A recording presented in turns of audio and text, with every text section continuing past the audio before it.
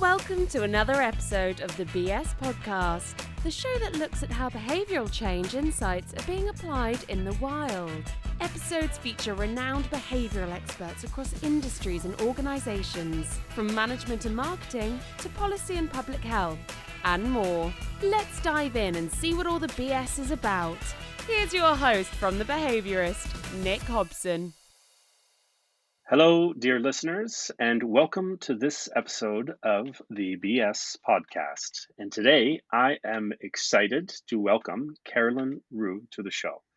Carolyn holds the Concordia University Research Chair in Psychology of Resource Scarcity. Her primary area of research explores how reminders of resource scarcity affect consumers' cognitions, judgment, and behavior. More broadly, her research interests focus on better understanding how pro-social values and moral considerations influence consumers' decision-making. Carolyn was awarded research grants from the Social Sciences and Humanities Research Council of Canada. She was also the recipient of the 2017 Petro-Canada Young Innovator Award in their Strategic Research Cluster, The Person and Society, and of the 2019 Dean's Award for Distinguished Scholarship, Emerging Scholar. Carolyn's research has been published in top marketing journals such as the Journal of Consumer Research and the Journal of Consumer Psychology, among many others. She has a PhD in marketing from NorthWestern University. Carolyn, welcome to the show. Hi, Nick. Thanks for having me. Great pleasure. And I want to jump right into it because there's so much to talk about. So much of what I want to touch on today will draw this sort of very straight and direct line to our current situation with the pandemic, because of course there's a lot to talk about when it comes to scarcity and in its various forms, but also because I think there's this huge impact on consumer and buyer psychology, generally speaking, in such a way, and I mean, I hate using this word, but it's really unprecedented. And also as we come out on the other side of all of this, whenever that does happen, I think there's this sort of lingering question in the minds of companies and brands for how do they go to market with their products and services like afterward. And I think what worked for them pre-pandemic might not be as successful now or in a couple months from now. So it seems it's sort of a really important time to delve into the mind and brain of the human consumer. So I think that's where I want to go, and I hope that's okay. Yeah, absolutely. Sounds like it's up your alley. But before we do that, I do want to take a bit of a step back and just orient the listeners to your research, because it's fascinating. So I want to talk about what you've been up to over the last decade or so and some of the relevant findings. And in particular, there's this one 2015 paper in JCR, or Journal of Consumer Research. I should be careful of my using acronyms. And it's entitled On the Psychology of Scarcity When Reminders of Resource Scarcity Promote Selfish and Generous Behavior. So I'm wondering if you can just sort of give a high-level take for listeners of what you were discussing in that paper. And in particular, I think they'll be interested to know why the generous part, so the word generous there is applied in parentheses. Is it sort of a cheeky aside, like scarcity doesn't make us pro-social or nice people, or is it more of a boundary condition that appears in certain circumstances or scenarios? So just wondering if you could tell us a little bit more. Yeah. Well, so big picture wise, what I study is what I like to call perceived feelings of scarcity, because I just want to lay it out there already. So I'm not like a poverty researcher or someone that studies like what I would call visceral states of scarcity. There's lots of good people out there that do all kinds of good work in there. So what I was interested in as a graduate student and now as a faculty is more when objectively our resources are relatively okay, but then we still subjectively feel as if we could have more money, we could have more time, the fridge could be more stocked, I could have more clothes, and so on and so forth. So for that paper, that was actually from my PhD dissertation. It kind of started it all. So as a PhD student, I was always very interested in morality and helping people make good decisions. And then the topic of scarcity kind of came around. So one of my interests was to look at how the scarcity impacts moral decision making. And then the project took all kinds of different forms. But one of the findings that we kept getting was basically that people became more selfish when you made them think about scarcity. So, for instance, one of the ways that we activate scarcity in our participants' mind in a lot of our studies is to use an episodic recall manipulation. So, in the scarcity condition, we have participants recall like 3-4 times they felt they didn't have enough of something or they felt that resources were scarce. And then they have to elaborate on a few of those versus a control condition to have a more neutral comparison where just people recall 3-4 things they did in the past week and then just Mm. talk about their experiences. And then we had them play all kinds of economic games or fill out selfish pro-social orientation measures and things like that. We constantly found that when you activated this concept of scarcity in consumers' mind, um, they kept more money when playing a dictator game. They kept more money when playing a ultimatum game. They scored as more selfish on a social value orientation scale, and so on and so forth. So that's where how scarcity makes you more selfish. Mhm. But again, at the core, I was interested in morality aspects and things like that. And so I was like, this cannot be. Like, it cannot be the final finding that scarcity makes you selfish. Were you sort of like depressed and like, oh Yeah, gosh, in a way, yeah. And it's no? actually, it was kind of funny because Kelly Goldsmith, my PhD advisor and now favorite co-author, and I always butted heads on these projects because she has a more grittier, darker view, I guess, of humanity. Like she studies things like guilt and like bad decision making, and so she was like, "Well, it is what it is. People suck. That's the end of the story."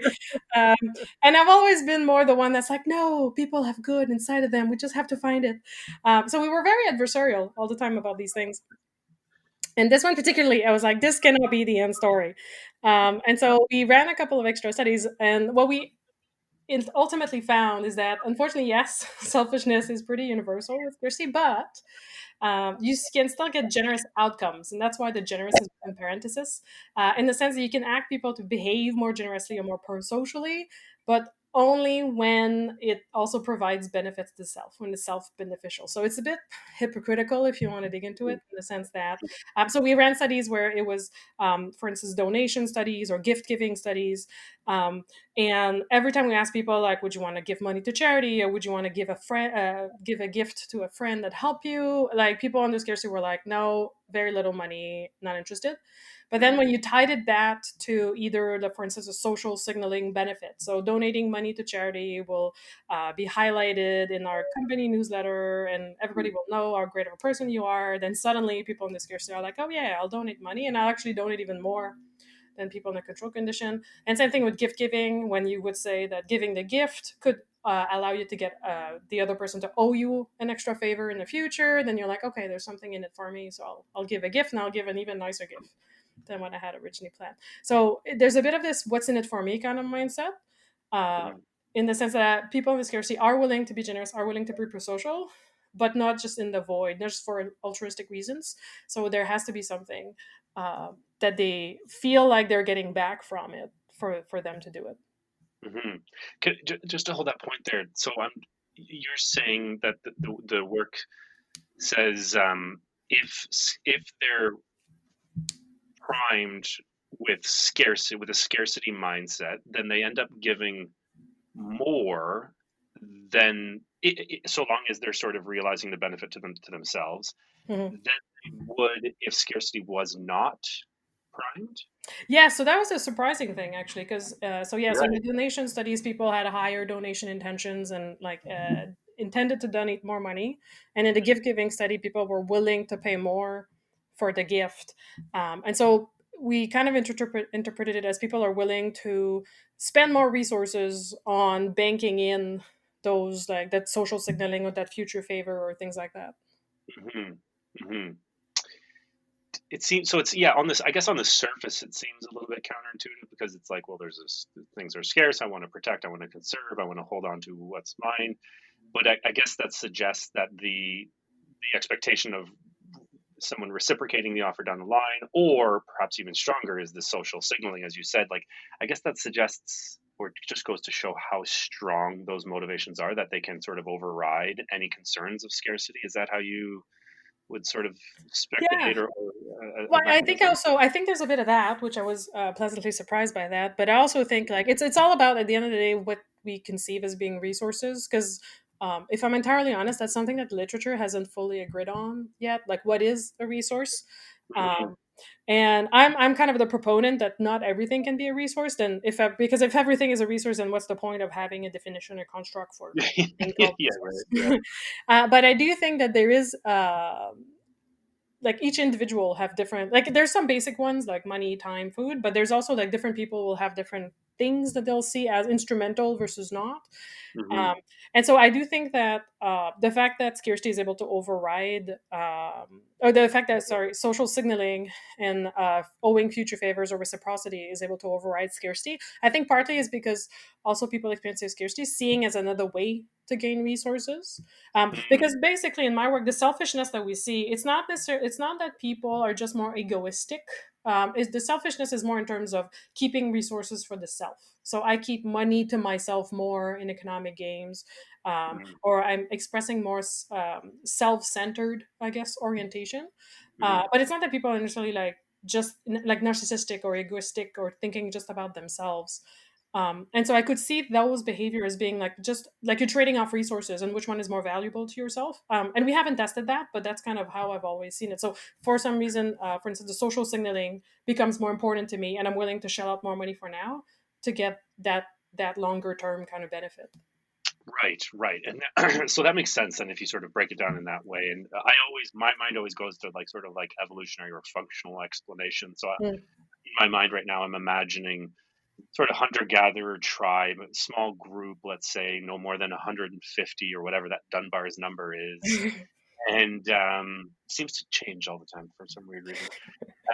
So let's say things are bad, or there's some scarcity that's involved, and if I am willing to help, although recognizing like that I'm going to be recognized for that helping, then I guess the expectation that I'm building in my mind is that because other people know how good of a person I am, karma kind of thing, like some Yeah. good is going to come my way, and as a result of that, the threat that I'm experiencing with low scarcity will rebound, or I'll have sort of my good luck will follow. Is that how you think Yeah, about it? that's kind of how I see it. It's kind of almost like reputational at the end of the day. So, Right. like Right. even if scarcity makes you prioritize, I guess, your own personal welfare, and I guess if you go into evolutionary psychology, you could also say like kin, so like children, Hmm. spouse, things like that.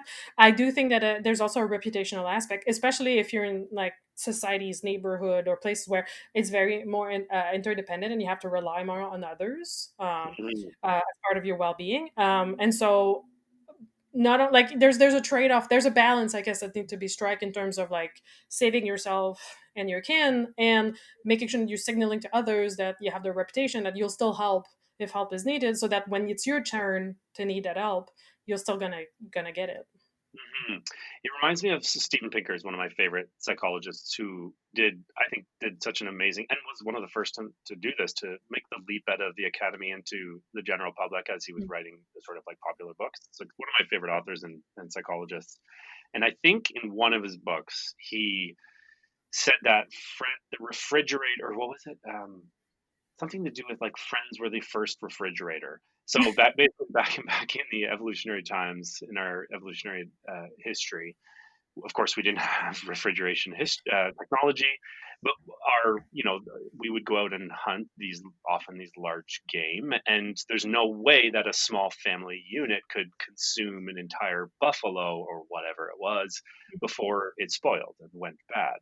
So what you ended up doing was like carving it up and sharing it among friends, or like other people who were around you, in expectation that when that time came for when they killed the buffalo, they would share Yeah. their amount with you. So it reminds me of that. No, Other what I'd be other curious actually with that illustration is that I'd be like, we're really like speculating right now, but do you like, according to my research, you would be carve a little bit more of the buffalo for your family, but then still give plenty to others, and so you make sure your needs are secured, and then you also act generously so that in the future when it's your turn, then you also get some. Yeah, yeah. And for me, yeah, that's great. And for me, this also comes back to this point, which is very philosophical, and I've always wondered this ever since I was a young, like undergrad, angsty kid, and I still wonder, but I'm less bothered by it now. Which is there such a thing as a true altruistic act? Hmm.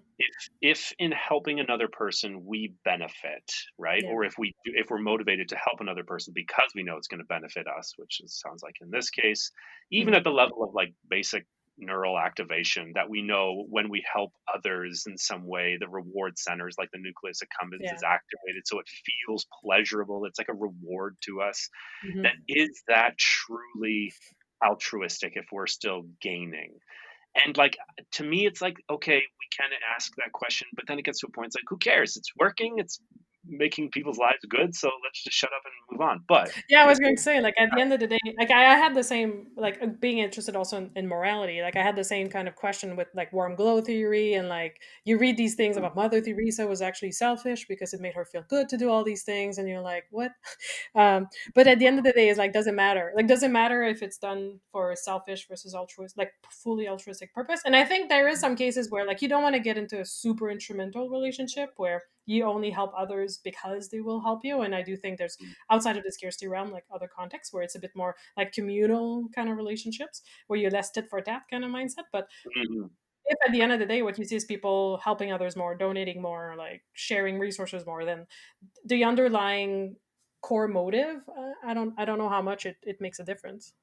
agreed. So we psychologists and behavioral scientists will jump off that train at a certain point and then hand it over to the philosophers who can go around Yeah. in circles on that matter. It also reminds me of, and you know this research, but we can maybe expand it a little bit for listeners, the social intuitionist stuff by Dave Rand. Hmm. He like makes that argument that we are intuitively like pro-social, right? So Yeah. if you apply that to resource scarcity, are we, does it, so in other words, that like generous that you add in cite or parentheses or brackets, does it take some reminders? Does, like, what does it take to bring that generosity or that pro-sociality back online, or does it come naturally to us? No, so in our case, like I said, the default answer we already saw in the data was always a more selfish kind of Right. response. So to bring it back on, it was we either had to highlight the benefit that you would get out of it, because I guess in an interesting way, people didn't automatically think about it in terms of, they didn't think of generous behavior automatically in terms of selfish ways. So I guess that might link back to some of David Rand's research in the sense that the donation, like we had to highlight this the social signaling aspect of donation for people to then like 1 plus 1 and be like, okay, yeah, that makes sense. Or for the gift giving aspects too. If we didn't highlight these benefits, then we got the same selfish behavior as we would see before. Another aspect that we did see, we haven't gone very deep into that one yet, but it's also contextual cues.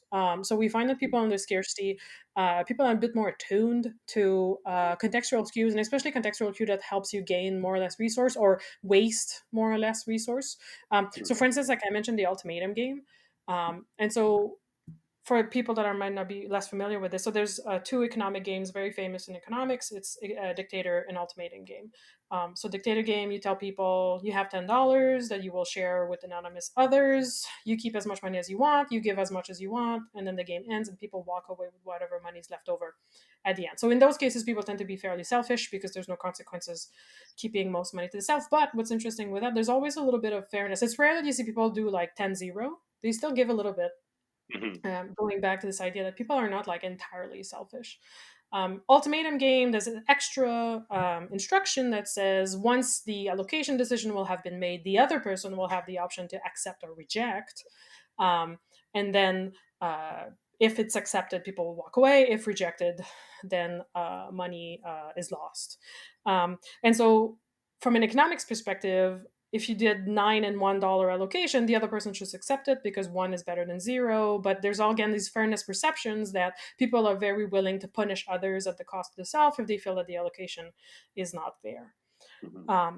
But so what we find though in our research is that people in the scarcity become more strategic in their allocation. So again, they're willing to sacrifice a little bit more resource. So they allocate more of a 50-50 kind of allocation than people in a control condition. We think probably to ensure the chance that it's going to be accepted on the other end. I don't know if Mm, there's a risk like aversion aspect there, but there is a bit more like because what's also famous with these studies is that these games is that when they're hypothetical, like people are pretty much mindless with these, and allocations tend to be fairly similar. But we find that under scarcity, like people were a bit more strategic in how they played the game, even in hypothetical context. mm, Um, and so I don't know if you would call that being generous altruistic, but at least people are more attuned to what will ensure that I get resources out of this situation. mm-hmm, mm-hmm. Interesting. And so they So ended up being more generous because of that. right, exactly. Right, right. So the idea of resource scarcity is hitting high right now, perhaps an Mhm. all-time high, because of the coronavirus pandemic. Yeah. How has your thinking changed on the matter in the last 2 months or so? Are the behaviors that you're seeing or reading about surprising you, or are they consistent with your previous findings in the literature? And sort of second part to that is like, what sort of interventions in the real world can we think about to help curb maybe some of the problems we're seeing? Yeah. Well, I think one thing I'd like to start by clarifying is that I do think that there's a lot of scarcity related with the coronavirus situation. Like people are being unemployed and financially constrained, and we see all the product shortages and things like that. But I don't think all of COVID-19 equals scarcity. Just because there's also like uncertainty and lack of control and lots of other things going on at the same time there. But the aspects related to scarcity have been pretty interesting. And I do think that there are similarities, I guess, in what I have seen. Like, for instance, like we're talking about how do you make people more pro social? Well, one of them is social signaling. And we're in a situation where social signaling is extremely difficult. uh, in the sense that when you're doing all the right things and all the pro social things, you're actually alone at home with nobody to see if you're doing the right thing. Mm, So it's kind of been interesting, and it's actually like now with masks wearing and things like that. Like maybe there'll be more signaling options for that. But for me, what's been very interesting was also the scarcity in the marketplace. Like that's been one that's pretty fascinating to follow, and the fact that the first few times I went to do my own groceries when the shelves were half or completely empty, like I fell prey pretty hard also to this scarcity of resources in the marketplace, and then all the cues you yeah, were seeing in the media saying like there's nothing anywhere, and like this urge of stockpiling resources. I was caught by surprise because you would think after 10 years of studying this that you'd be more prepared for this situation, and then it hits you in the face as hard as everybody else. yeah, and all of a sudden, like all that work in the past 10 years just goes out the window, and No, we're absolutely. human once more. Yes. Yeah, behavioral scientists are not immune to the things that they're studying. Was one of the hardest lessons I think I've learned. Yeah, yeah. Um, Interesting. And what do you? I mean, the common one that comes to mind, and God, this might be also oversight, of course, the Yeah. toilet paper. And I've read, and now it's just it's reached meme, level of fame or infamy, and Yeah. I tried to like find the original source or story or where it even started because it just seems so random. Maybe you have better insight onto that, or what do you think? What is the psychology that's actually going on there? Um, that's an interesting one because also like I bought in also the story of scarcity, stockpiling, ha ha ha, funny. And then I read a bit more about it. And it's an interesting multidimensional problem because Hmm. part of it is I do think so. Some of my research, we have a review paper in the Journal of Consumer Psychology that tries to brings together a lot of the findings in scarcity literature and propose a conceptual model that helps kind of reconcile all the findings. And what we have in that paper is basically two routes on how people can react to scarcity. So you have these perceptions of scarcity, you feel there's not enough, or there's actually not enough in this case when the shelf is empty. Hmm. There's two ways you can cope with that. So one of the ways, which you call the scarcity restoration route, is you try to get more resources. So that's the selfish finding, basically. Like you keep more money for yourself in economic games. We also have a paper, also in a Journal of Consumer Psychology, where we find people cheat a little bit, also under scarcity, to get more money for themselves. And so if you can, you gain more resource, and that basically solves the problem of feeling like you don't have enough. However, in cases where scarcity might be more ambiguous, and so it's not like you have a specific targeted scarcity problem, but it's more like an economic recession or climate change, or like a bigger problem where there's no clear target, so how you can address that, or Hmm. if you cannot address the actual scarcity. So toilet paper is scarce in the marketplace, and you cannot go all the way up to the plant and buy it right there, so you have to wait till it's being restored. Then what we find is what we call the control restoration route. So people in the case engage in coping mechanism to cope with the fact that they're experiencing scarcity, but that they cannot resolve it right away. And so I think some of the toilet paper, like at the beginning, you saw a lot of like that scarcity restoration where people, like you had these outrageous pictures online where people had like 12 packs of toilet paper and they probably have enough for the year now. Stockpiled at home because they could, because it was there on on the shelves, and then eventually there were not enough, so you bought as when you could, but then you could redirect, I guess, your lack of scarcity on other things. And maybe I have absolutely no data that showcase that, but I'm kind of curious to see if some of the other shortages that we started seeing after that, like baking and things like that, are partly as a coping mechanism for some of the other things that you couldn't get control back on or restore Hmm. your sense of security on from. That's interesting. I'd be curious to see that too. And like in my, I'm just trying to like sort of apply sort of analysis to my own behavior and my own thinking. Again, I fell prey to it. Of course, I wasn't immune to it either. Definitely.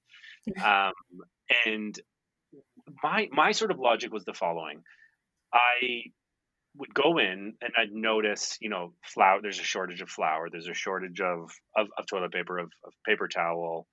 I have a 2-year old at home, so we have like they're like these like baby food packets things. Mhm. So we noticed those were short on a few occasions. And so on the one side, I tell myself I can't contribute to the problem by stockpiling because then I'm just part of the I'm part of Yeah. the problem, right? And then so like that's the one side, but then the other's like if I do make the quote unquote right decision to just buy the normal ordinary amount, but then I go back again at a week later and it's all gone, then I'm the idiot because I'm the nice idiot because I tried to do the good thing. So then I ended up you know uh, going for option two, which was the just join the herd. So that was sort of my logic. It's like I don't want to miss out just because I'm sort of taking the righteous moral high ground here. So I suspect maybe it's a bit of that as well, right? No, and I think that goes back to this idea when I said like scarcity makes you more selfish. It's kind of how I mean it, basically. The fact that, like, do I protect Mm. myself, my family, my unit, or do I? Because I agree with you that not picking up is very altruistic, but nobody will know you made that self-sacrifice other than your kids and your spouse, which probably will guilt trip you even more into not having done it. So there's no benefit to you of doing it, even though you would like to think that you're on that high horse, and you think like, oh yeah, I'll make the righteous decision. But also, what I found interesting with this phenomena, because so my strategy, actually, I'll suggest to you option three, which is what I try to do when all this started. Is like, I don't want to be the bad person that takes all the stuff, but I don't want to be the sucker that doesn't take anything. And then, like you said, go back the next week, and now I Mhm. really need it and it's gone. So I'll Mhm. try to do an in between and take just a little bit more than what I need. Like, not a ton more, but just a $10. So if I need like I don't know, a big box of pasta this week, I'll get the big box of pasta that I need and a smaller one just in case.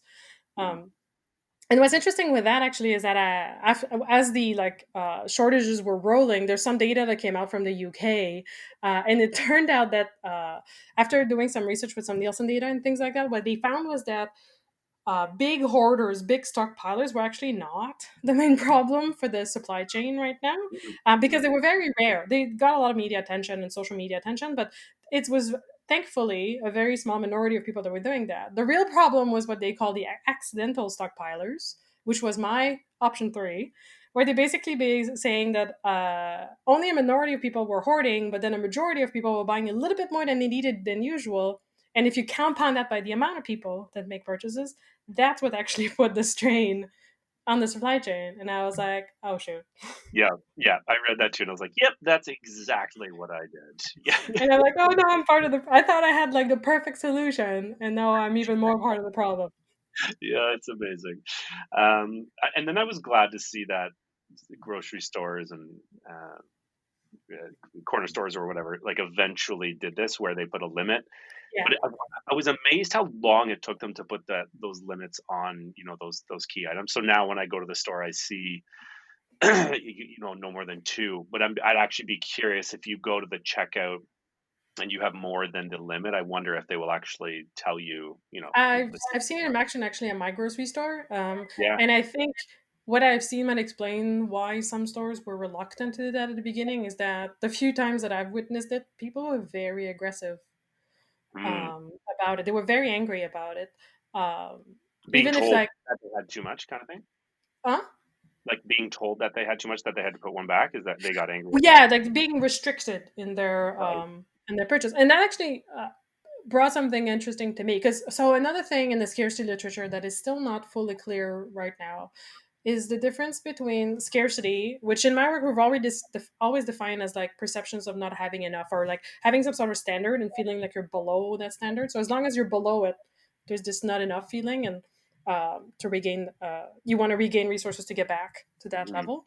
mhm, But there's also sometimes scarcity is used in terms of like deprivation or restriction, mhm, and I personally, from a philosophical standpoint, because again, I haven't had a chance to test it, and maybe it's just a philosophical issue, and at the operational level, it doesn't make a difference. But I've always felt that the deprivation and restriction are different, a little bit different, because in some of the political science literature that I've seen, I don't think there they agree on a definition either, but I've seen some of the literature define deprivation as you feel that the resources is available, but there's something that's preventing you from having access to it. So like the government is withholding money from me, or like impeding on my freedom and kind of thing. And I've always felt that these limited restrictions in stores, instead of being like another scarcity cue being compounded, it's more like a restriction, and that's why people become more aggressive in that case, because at least when I saw it in my store, the people were like, well, there's all these pastas on the shelves, why can I take more? And the cashier was trying to push you to explain, well, if you take more, then by like noon we won't have enough, and then we'll have to shut mhm. down the store. So that's why we have these restrictions, so we can last until the end of the day. But it triggered a very different reaction in the people than what I've seen when I usually see with scarcity. And I thought that was really interesting. Hmm. Yeah, and it's. I mean, what COVID-19 has done, and I've said this, and I've thought about this a lot in the last couple of months, is it sort of laid bare the real nature of human beings in all its glory and all its grossness, right? And I think it's doing that here, where uh, and there's the people, I don't know, like there's people who do these things and they feel like they're being restricted. They feel like their individual liberties are being infringed upon. I guess to explain in another domain where I see this happening is just with like social distancing and self Yeah. isolation practices, where people are very very opposed, almost moralistically so, Hmm. to the government restrictions. And this is happening, I mean, we mainly hear it in the US, but it's happening in Canada. We're both Yeah. Canadian. It's happening in a lot of different countries around the world, where people say, I don't care what the risk is to, infection or to the people around me. What I really hate more than, I guess what they're saying is, what I really despise more than anything, including the possible contraction of a this really serious virus, is government telling me what to do or what not to do, Yeah. and that they're willing to sort of risk their own, health, to defend that liberty. So Hmm. that for me, I mean, I've always known that's an ethic that's very present, especially in Western individualistic society, like in particular the U.S. But it's amazing for me to see how strong it is nowadays. Has it surprised you, or has it not so much? Yeah, no, yeah. Well, like I said, I like to believe that people are good to begin with. So it's always a bit of a disappointment when people prove me wrong. And so, what I find actually particularly interesting with these, especially the protests against social isolation, and things like that, is the individual differences. Like I don't know if we've looked enough in these, like what makes some people want to go against it and what make other people like I've been sitting at home all day every day, and I'm definitely not going to protest against any of that stuff, perhaps because I'm also luckily very privileged in the sense that I can work remotely. I only need to go do my groceries once a week, and I survive really well out there. So there's definitely like different conditions, and I can see a lot of people like needing to get back to work to get money back on the table. But just if you for a second abstract away from that, there's still like some people that are much more willing to push back than others. And I feel that in these kinds of intervention, that's sometimes something that we forget is like not just the average response, but what are these individual difference, and is there ways to mitigate? Maybe not, but some of these to um, yeah, like I have a better, hopefully, like in this case, people more likely to abide by the rules rather than try to push against them. And Yeah. that's a bit outside of my realm of expertise, but and I've seen that in behavioral science in general, like a bit push, and like University of Toronto, like Dilip Soman at U of T has been one a big proponent of that, where we need to also start thinking more in terms of individuality and Yeah. the fact that different people will react differently to different situation. Yeah. And it's also just interesting to figure out which phenomena, like I have, honestly, for now, I have seen very little individual difference for scarcity, for instance, which still boggles my mind. I did find that people that are inherently more pro-social, like if we measure, for instance, their social value orientation before Mhm. um, putting them under scarcity, people that are very high on pro-sociality, less likely to become selfish after being exposed to scarcity. So the pro-sociality wins, which again, Mhm. yay, that's great, makes me warm and Mhm. fuzzy. But people that are selfish to begin with become way more selfish in the scarcity. Oh, Um, they go in that direction they're already in. yeah, exactly. Mm. Um, but I haven't seen a lot of other individual difference for scarcity. So at least so far from the evidence that I have, it seems to be fairly universal-ish. But there's other things that I do think that there's big individual differences that could play, just like restriction, like reaction to restrictions to freedoms.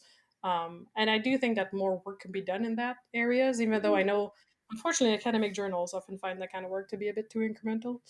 Um, Mm. Mm. but I do think there'd be lots of interesting insights to come out of that. Yeah, I love individual differences, and that's sort of like when I was doing research, or still to some extent still now is like you find the effect, and then you're like, typical study 3 of JPSB is like, oh, Yeah, and then we find an individual differences moderator, and then we sort of exactly. turn that effect off, et cetera, et cetera. And so about a month ago, I was really interested in this idea of like just the differences that I'm seeing in people's behaviors and willingness to accept or reject, government restrictions, et cetera. So I set out to find 4 or 5 key individual differences that I suspected. I did a little bit of a literature review. I mean, this is no PhD dissertation. This was Mhm. just me in my spare time. And so I came up with psychological reactance, which is like if you're high in that, you really hate your freedom being infringed upon. Willingness to conform as number 2. Number 3 was sort of this notion of communal welfare of others, especially marginalized groups. And then discussed sensitivity and fear of contracting illness.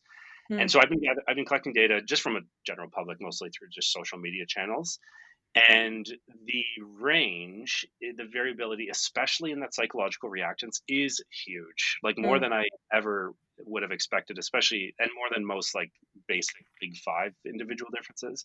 Mhm. And then I'm also asking questions like, how much have you been, practicing social distancing or physical distancing? How angry are you with everything? How worried are you? And there's some really interesting correlations. That's not a huge sample yet, so I'm eventually going to come out with a small report. But it's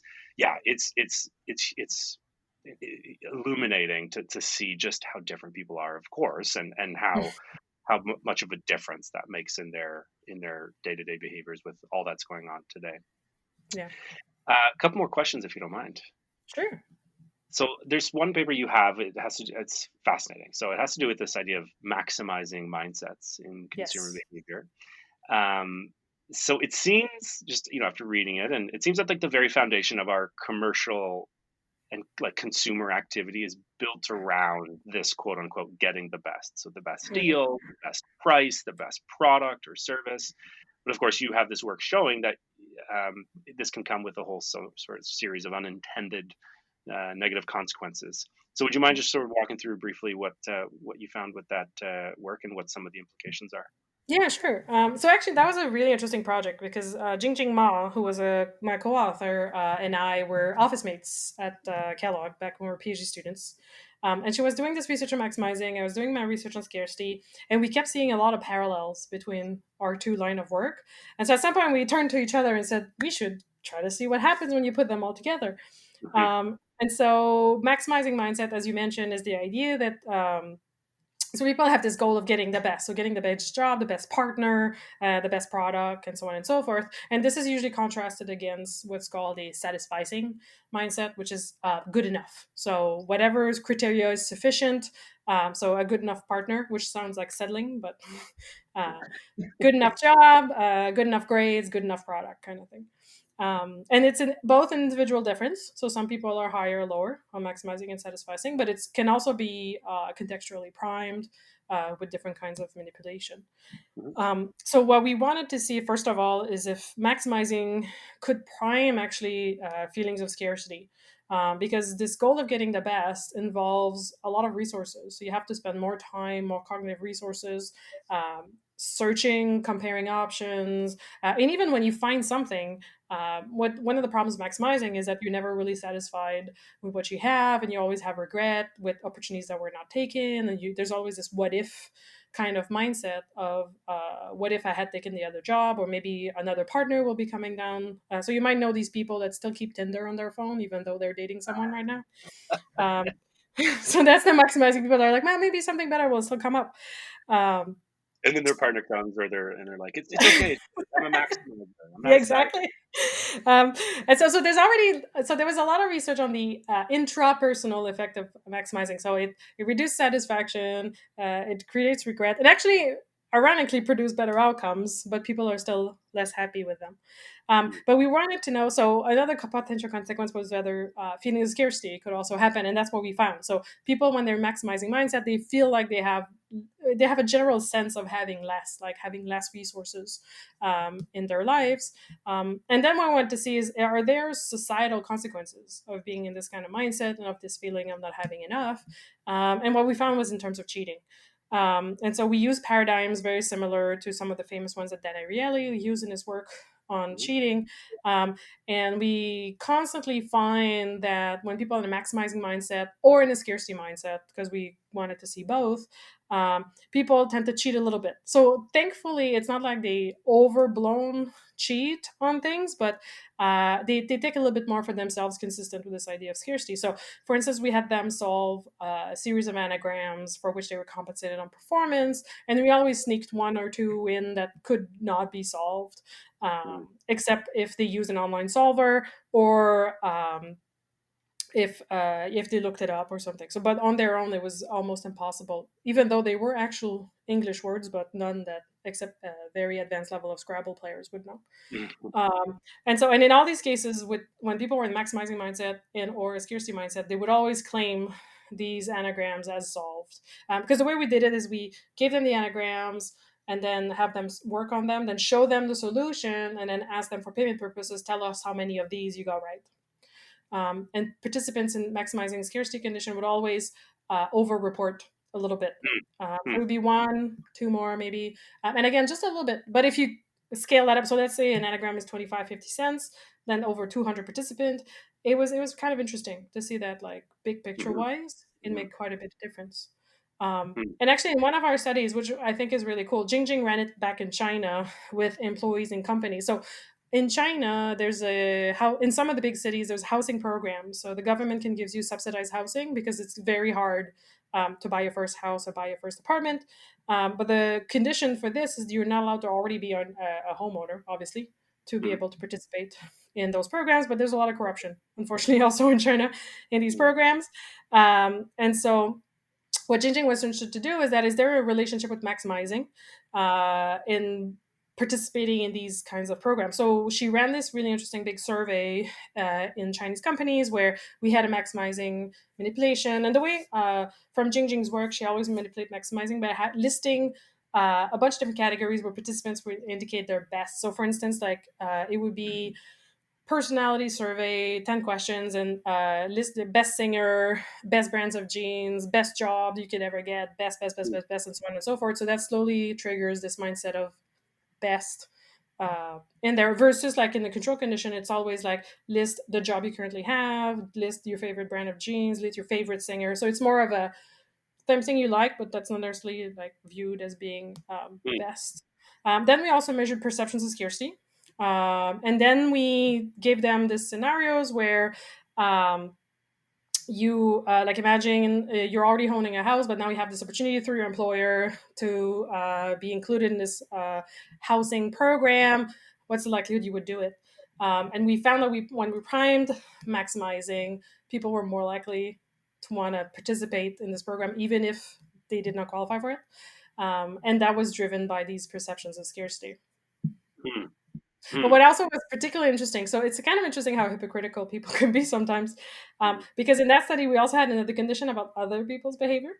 And so the scenario instead said, imagine your colleague has this opportunity of participating in a program to your company, but your colleague already owns a house. How likely would how acceptable would it be for your colleague to do that? And participants experiencing maximizing were much more likely to condone, be against that behavior if it was somebody else, but much more likely to do it if it was themselves. Classic humans. Yep. Another win for the dark side, eh? Yeah, Kelly won on that one. Yeah, exactly. All right. Last question for you. It's called the BBB, or the Big Behavioral Brainstorm. Ask all my guests at the end of each episode. So there's a lot of problems right now that we're facing as humans. Which one, if you had to choose only one, would you say could stand to benefit from a behavioral or a psychological intervention? That's a big question, because I feel like there's a lot of things I know, right? out there. Okay, so if I take one from my own perspective, I guess, because that's what I feel more comfortable talking about. So one thing that I'm increasingly interested in also as a researcher is how to counteract scarcity, basically. Because like I said, like with this all COVID-19 situation and everything, like I've realized how much even myself can fall prey to it. But again, I cannot just throw my hands up in the air and it's like, oh, well, it's a big phenomenon, nothing you can do about it. And so one of the big questions is how can we counteract these feelings of either actual or perceived scarcity? And how can we help people become more satisfied with what they have? I obviously assuming that their basic needs are met and everything. But like, because I do feel that would make a big difference in the world. And it would fly in the face of capitalism and fly in the face of marketing. But the fact that we don't always need more. Like we shouldn't be made to feel constantly that we don't have enough. And we shouldn't be made to feel that we need more to be happier and more to do better and everything. So being able to go against that whole thing would be very interesting. It make people more just satisfied, more content, rather than always constantly feeling like things are scarce and I need more to be happy.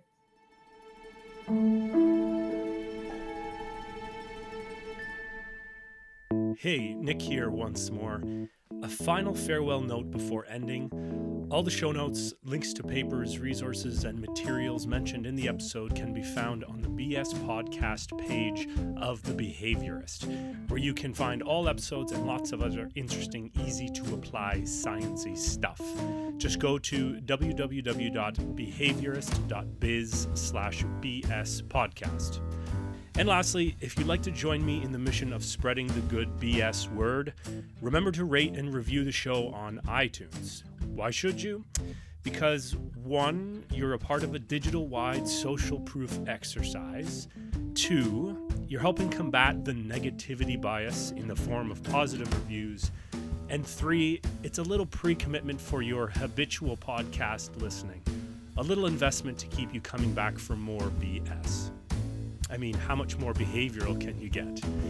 Thanks again for listening. Till next time, remember, keep your facts ugly and your hypotheses beautiful.